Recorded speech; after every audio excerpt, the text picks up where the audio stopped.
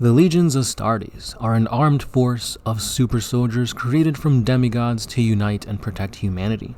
They were supposed to be the guiding light of hope for the Emperor's Imperium. But what happens when they falter and break? What happens when their loyalty is turned against the ones they were meant to protect? Death, war, and heresy. We've seen the near obliteration of the Imperium at the hands of Horus and the four gods of chaos. And even through their parade of destruction was halted, the after effects still plague humanity and the galaxy thousands of years after.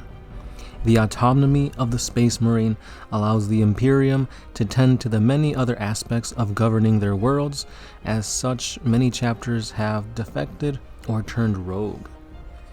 Another example is that of the Badab War. In this sector of space lies the recruitment world of the Astral Claw Space Marine chapter. A failed coup attempt to gain control of the planet forced the chapter master, Luft Huron, to replace the former planetary governor with himself, to prevent further attempts and to safeguard his future Marines. Eventually he gained control over a larger section of space, and his tithes stopped being paid. Every chapter must send in their gene stock for inspection to the Mechanicus and the Inquisition, and for months, this did not happen. Eventually a fleet came in to inspect why the tithes were not being sent out, and Huron ordered them to be destroyed. Over the next 2 years, more and more vessels went missing, never to return from the Badab sector. Using the Emperor's original plan for Space Marines, his proclamation stated that his actions are just, for he must keep that sector of space safe from anti-imperial threats. Angered at this rebuttal, the Imperium decided to fight fire with fire, and sent out the Firehawk Space Marine chapter to investigate. They found out that the Space Marine chapters had joined Huron, and his rebellion began. A war after the Firehawk's vessel was shot down is what started it all. Eventually, more and more chapters joined in, both for the traitor and the loyalist sides, and the High Lords of Terra had no choice but to put an end to this. A massive force consisting of multiple naval vessels, the Inquisition, and many chapters of Space Marines were dispatched to help, including that of the Salamanders. Even then, the renegade forces kept on fighting, but no matter how many losses they took, it seemed like their battle strength never diminished. The war took its toll on both sides. Multiple planets were reduced to smoldering husks or virus bombed. The High Lords pulled back some chapters from the war for fear that they too would join up with Huron's forces, and other chapters were then sent out to replace them. The Minotaur chapter was one such reinforcement, and their impact slightly turned the tide of war in the favor of the Loyalists. They were brutal and fought with such ferocity, almost like they enjoyed a little too much to destroy some of their own. Then came a surprise transmission from Huron. He asked for a parley. Chapter Master of the Mantis Warriors went instead for Huron, and the Chapter Master of the Loyalist Forces, Ortis, met in orbit to discuss their terms. However, a third party made its entrance. Chaos. Both parties were killed, along with their nearby station vessels. The Inquisition then found out that Huron had been secretly integrating his successor chapters into his own, a tactic that allowed him to surprise the enemy with reinforcement after reinforcement. This is why it seemed like their combat power never diminished with each loss.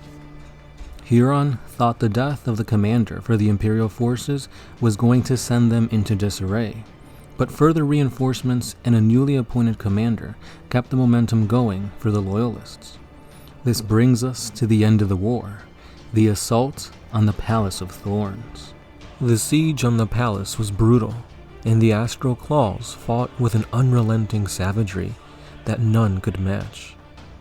The Loyalists finally managed to penetrate its shielding after the Carcharodons destabilized the entire planet's energy grid, which caused the world's tectonic plates to create massive fissures and earthquakes. Entire hive cities collapsed to their doom. Badab began to become engulfed in rivers of molten lava. Then the Star Phantoms knew that they had to strike. They used this opportunity to breach the remaining defenses and enter the Palace of Thorns. The battle was up close and devastating. Thunderhammer met Traitor, and victory was certain. But Huron entered the fray. Where Huron went, victories were gained for the traitors. But the planet was dying. As the Astral Claws retreated, Huron was hit with a molten blast of Melta that exploded into a mortal blow for the Astartes. Only one small ship managed to escape, a small force of about 200 Space Marines, carrying their defeated, broken body of their chapter master. They entered the Immaterium. The victory was for the Imperium, but at what cost? For Huron would then become Huron Blackheart, Chaos Space Marine.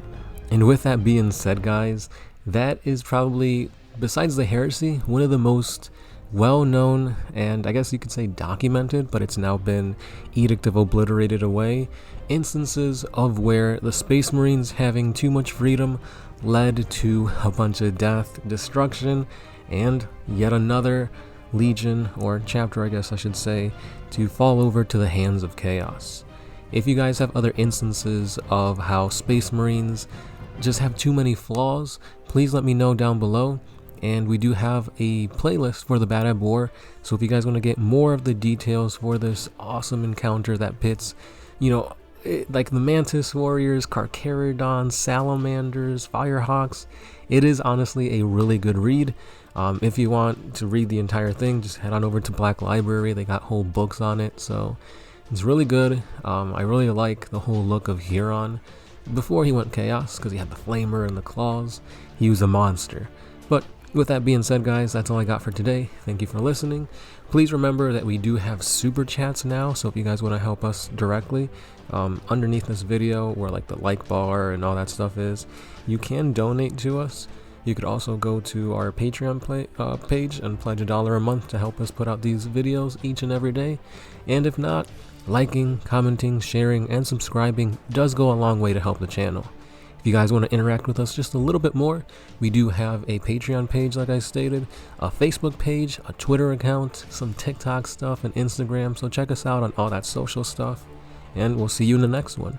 This has been The Sound Alchemist, part of One Mind Syndicate, and I'll catch you then.